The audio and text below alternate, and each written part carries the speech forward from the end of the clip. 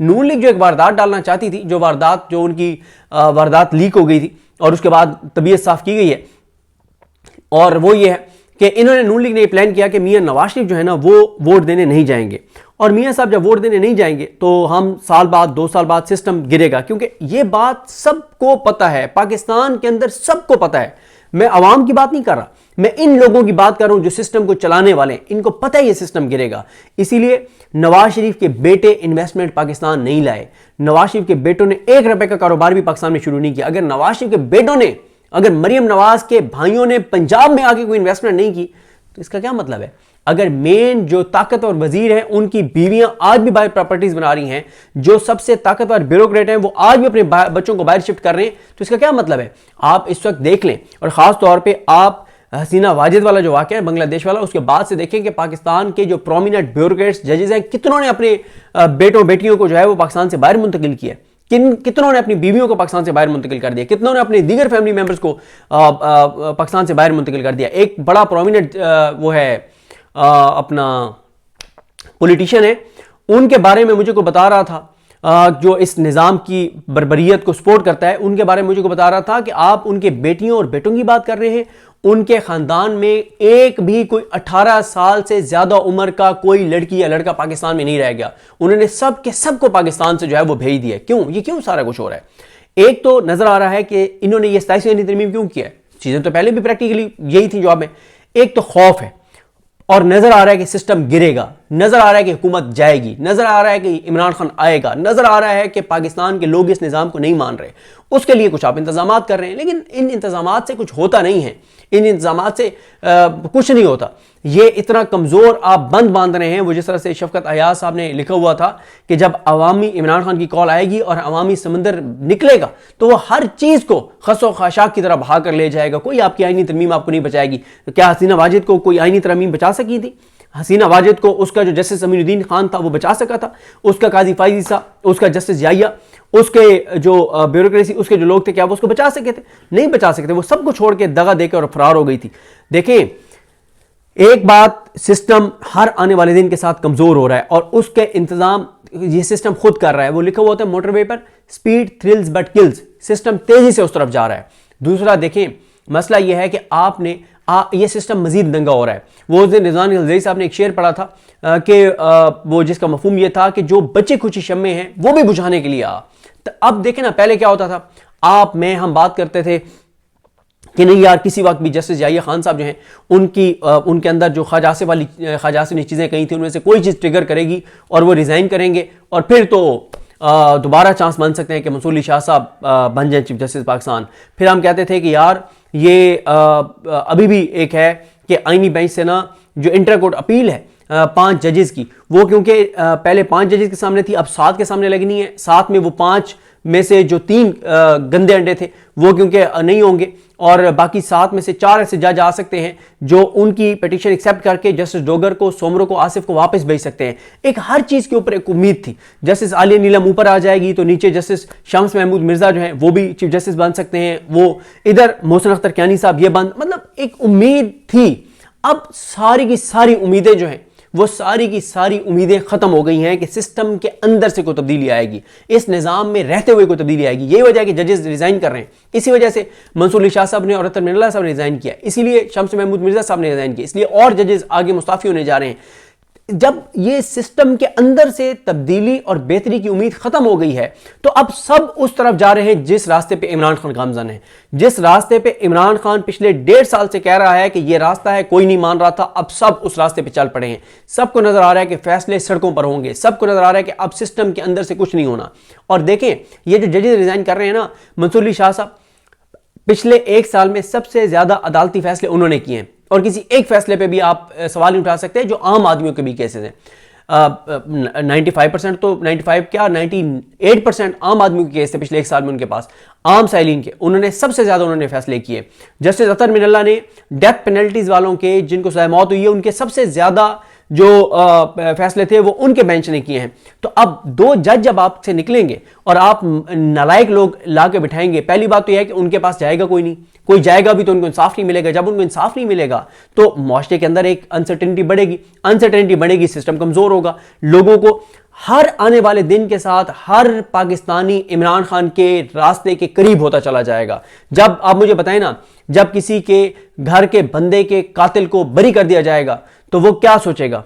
वो उस तरफ तो उसको नहीं जाना चाहिए, जो एक खतरनाक साइड जिसके ऊपर बात हो रही है कि खुदा ना खासा लोग कानून हाथ में लेंगे, वो नहीं होना चाहिए। लेकिन उसको ये हो गया कि यार इमरान खान ठीक कह रहा है, हमें इस सिस्टम को गिराना होगा जिसमें कातिल बरी हो रहे हैं, जिसमें चोर डाकू लुटेरे इक्तदार में बिठा दिए गए हैं, जहां पे गरीब लोग अदालतों के धक्के खा रहे हैं, जेलों में पड़े हुए हैं, नाहक कैद इमरान खान को 850 दिन होने वाले हैं। डॉक्टर यास्मीन राशिद, एजाज चौधरी, उमर सरफराज चीमा, मियां महमूद रशीद, शाह महमूद कुरैशी, इन सारे लोगों को 900 दिन से ज्यादा हो गए हैं।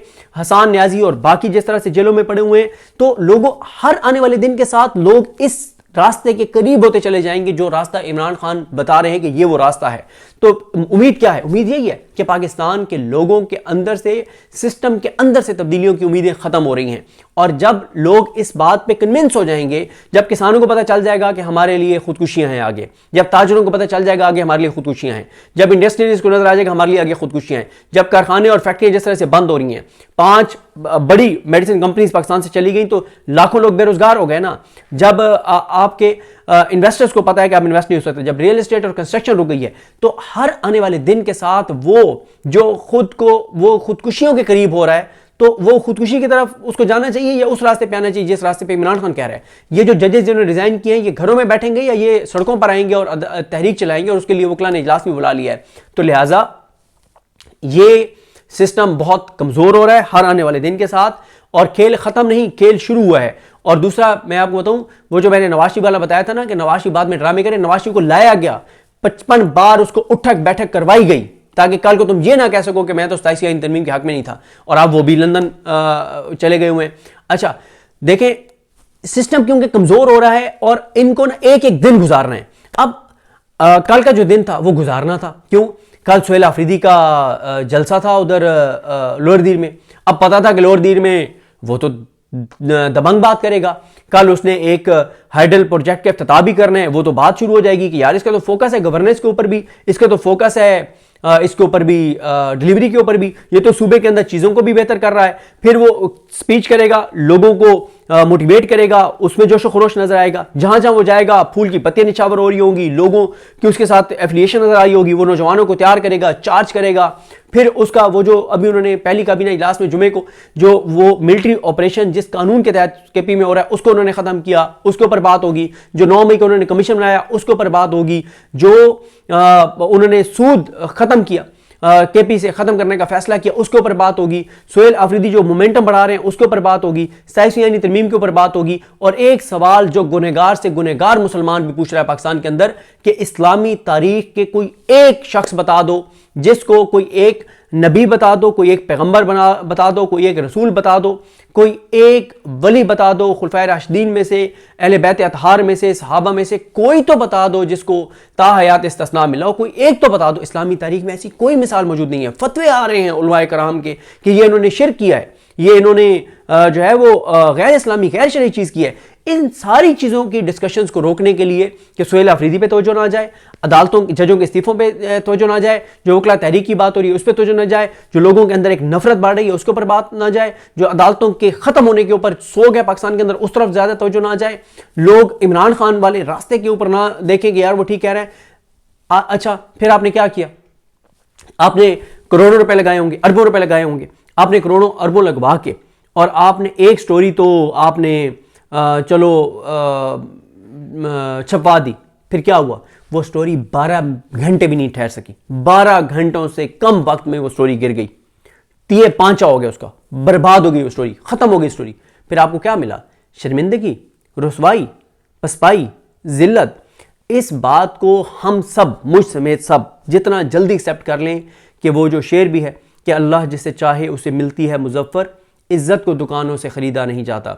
भाई बात यह है कि इज्जत और जिल्लत अल्लाह ने अपने हाथ में रखी है, जिंदगी और मौत अल्लाह ने अपने हाथ में रखी है, रिज्क अल्लाह ताला ने अपने हाथ में रखा है। अगर रिज्क बंदों के हाथ में होता तो ये नवाज शरीफ और शहबाज शरीफ जो इतनी नफरत करते हैं लोगों से, ये तो एक दिन में करोड़ों लोगों का रिस्क बंद कर देते कि इन्होंने हमें वोट नहीं दिया। केपी वालों का देखें, ये जाहिर है मुश्किलात पैदा कर सकते हैं लेकिन रिस्क बंद नहीं कर सकते ना।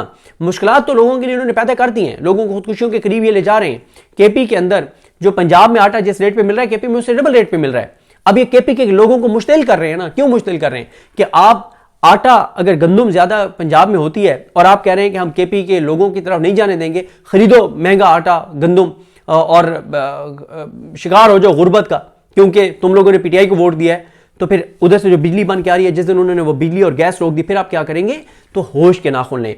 लिहाजा मैं ये समझता हूं कि जो बात उन्होंने शायद असलम साहब ने लिखी है, मैं उससे इत्तफाक करता हूं कि खेल खत्म नहीं हुआ, खेल अभी शुरू हुआ है।